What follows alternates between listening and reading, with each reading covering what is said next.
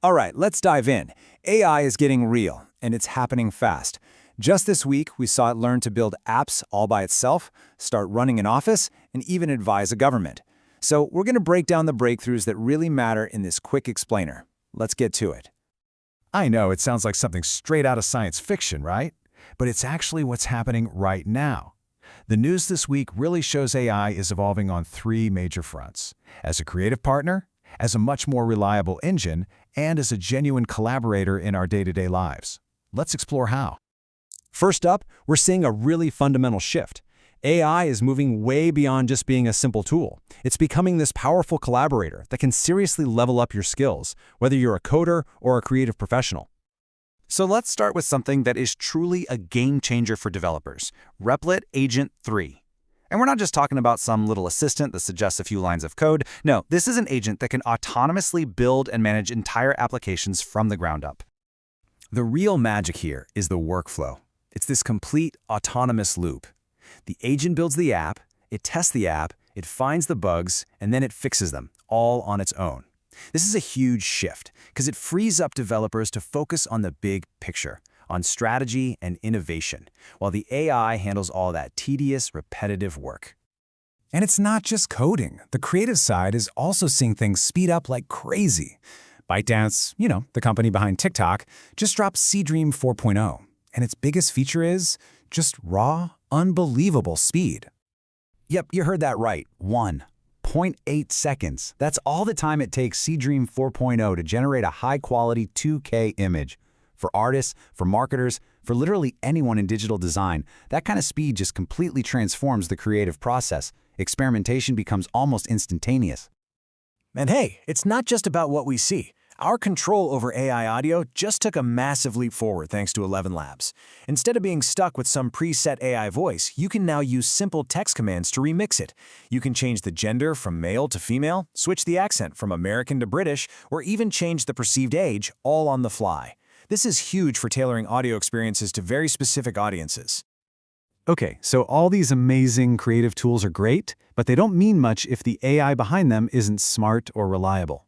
And that brings us to the next big theme, the crucial work happening under the hood to make AI smarter and, most importantly, more trustworthy. We've all seen it, right? An AI confidently just makes stuff up. These hallucinations, as they're called, are one of the single biggest roadblocks to us using AI in really critical situations. I mean, if you can't trust the output, you just can't rely on the tool. Well, to tackle this problem, Baidu's new model, ERNIE X1.1, has managed to slash these hallucinations by nearly 35%. That's a massive step forward in getting the kind of factual, reliable AI we need for serious business and consumer applications. But reliability is only one piece of the puzzle. What about access? The most powerful models, like those from OpenAI and Google, are closed systems. And for innovation to really take off, the community needs powerful alternatives that are open source.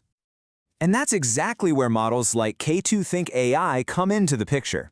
Just take a look at this comparison. Its math and reasoning performance is right up there with the biggest closed models. But here's the kicker. It's open source. That means broader access for everyone, allowing more researchers and developers to build on top of really high-quality AI. So, we've got better creative tools and smarter AI brains. What happens next? Well, this is where the magic really happens. The third major theme this week is how all this improved AI is now being integrated directly into our world, into our offices, our travels, and even our governments. Anthropic's model, Claude, just got a monster update. Think about it. Claude isn't just an advisor you chat with anymore. You can now tell it to directly create an Excel spreadsheet for you, edit your PowerPoint presentation, or modify a PDF. This is that shift from a passive advisor to an active collaborator that actually does the work. And for anyone who travels or works across different languages, this one is huge.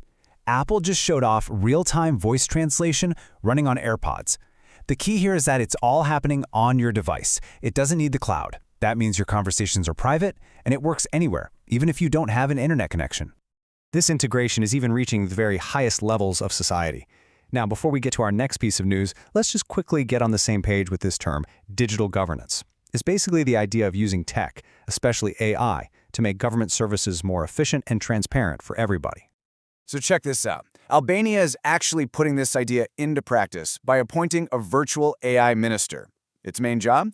To oversee public tenders and government contracts with the stated goal of achieving 100% transparency and wiping out corruption. It's a fascinating experiment that could absolutely become a model for other nations. Okay, we have covered a ton of ground. From AIs that code to AIs in government, let's just take a quick step back, connect the dots, and look at the bigger trend that's really emerged this week. When you put it all together, the story of the week becomes super clear, right? We started with better, more autonomous tools for creators and developers. Then, we saw that those tools are being powered by smarter, more reliable AI brains that we can actually start to trust. And that trust is unlocking the final, most exciting step, seamless integration into the real world, which is changing how we work, communicate, and even how we govern. So that really leaves us with one big question, and this one's for you. We've just seen AI evolve from being a passive assistant to an active partner that can actually take the lead. So when you think about your own work, your own life, what's the very first task you're going to hand over? That's the big thing to think about this week. Thanks for tuning in.